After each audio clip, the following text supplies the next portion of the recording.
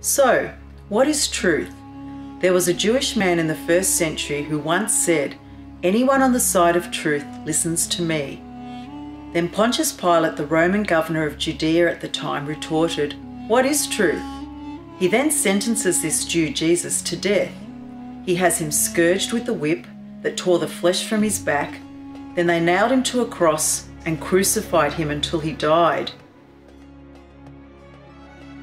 Jesus said, "I am the way, the truth, and the life.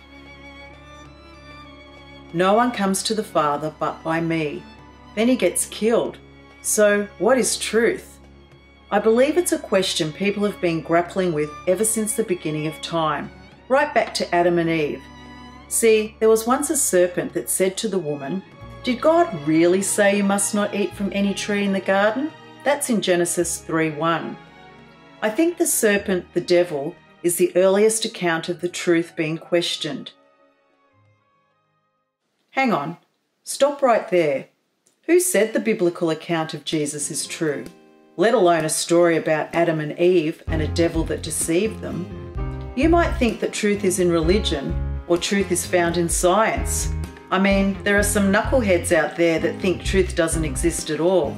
So is it possible to know truth, absolute truth?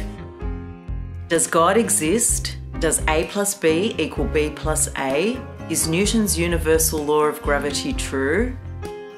Let's be honest, just because you believe something is true or don't believe something is true doesn't make it truth. The problem is when people find truth and fail to accept it. This can lead to serious consequences. See, we have academics who postulate about theories of truth. It's called philosophy, which in most cases is a stumbling block to the truth. Philosophy teaches you to doubt. It's like a rabbit warren, where human reasoning deliberately makes simple things complicated. All you have are pathways to dead ends, intellectual exercises in circular arguments that take you nowhere. Yes, knowledge and wisdom are important. What I'm saying is, if knowledge leads you to truth, embrace it. Don't question it for the sake of it. Truth can exist in our emotions and intellect, but also through tangible evidence using our 5 senses.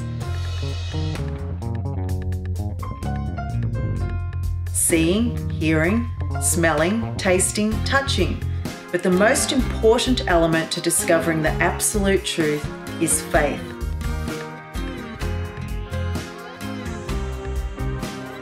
Faith is the opposite to doubt.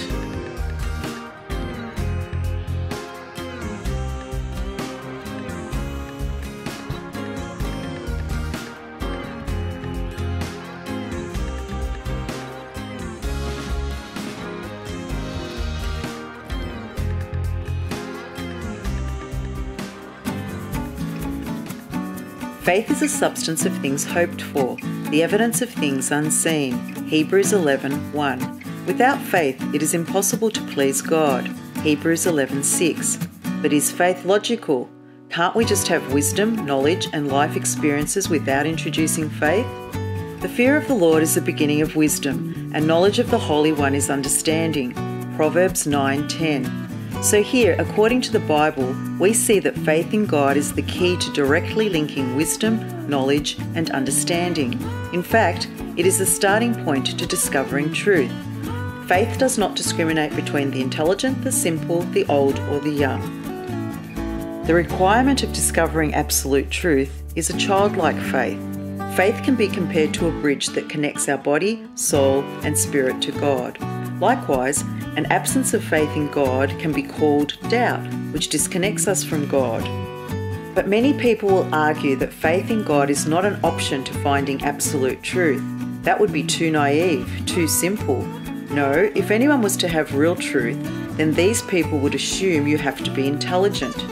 Inadvertently, those same people would be happy to put their trust in fact their faith in, what people tell them based on their educational credentials, their level of IQ, and their life experiences.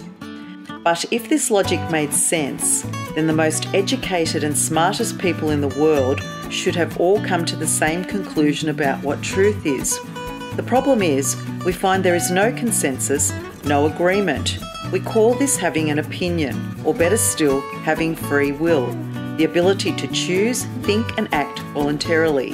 In fact, we all possess free will to choose good from evil or the ability to choose right from wrong.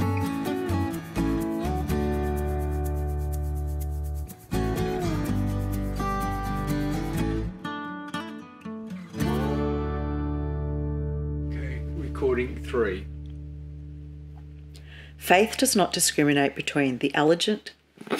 Just keep going. Cut. Very good work. Next time, write it properly. Thank you, darling. I was I love you very much. It was too hard to read. I really need to rewrite that and read it okay, properly okay. for you so it's not crap.